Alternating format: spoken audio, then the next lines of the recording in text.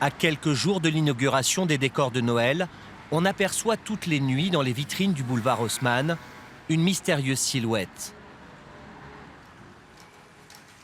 C'est celle du marionnettiste Jean-Claude Dehix. Depuis plus de 40 ans, tous les grands magasins parisiens se l'arrachent pour animer leurs vitrines. Cette année, pour les 150 ans du printemps, il s'est surpassé. Il a mis en scène 150 personnages, animés par 12 km de fil en nylon. On peut avoir une idée du travail que ça représente, ces vitrines? À peu près 9 mois de préparation. Une fois que le magasin a choisi le thème et puis les personnages qui vont être animés, à partir de là, dans notre atelier, on a des essais, on a des transformations de personnages à faire. Suivant les animations, tous les personnages qui se déplacent, il y a des personnages à côté dans la vitrine qui vont faire 1200 km. Donc là, il y a une longue préparation. Mais derrière la magie de ces décors, il y a une opération commerciale de grande envergure. Le magasin a conçu ses 11 vitrines en partenariat avec de grandes marques internationales.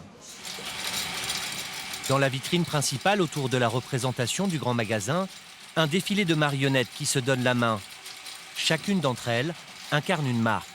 Alors donc là, vous avez une représentation de chaque poupée qui sont dans chaque vitrine. Donc la première, c'est Lancôme. Vous avez Longines, Sonia Rykiel, Lancôme encore, Louboutin, voilà.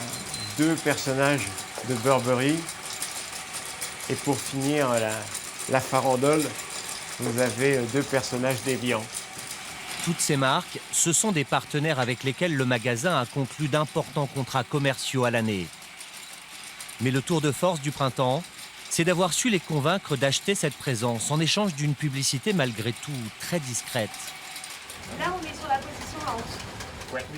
À l'image de cette vitrine exclusive que s'est offerte la couturière Sonia Rykiel.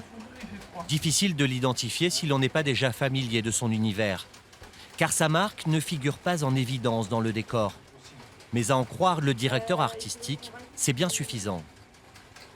C'est pas une habitude de la part des marques, effectivement, de ne pas avoir de grands logos et des choses comme ça. En même temps, ça donne quand même une énorme visibilité à ses partenaires sur le boulevard Haussmann pendant cette période. Avec de telles mises en scène, le magasin et ses marques espèrent bien donner envie de dépenser aux 10 millions de badauds qui vont passer devant les vitrines pendant la période des fêtes.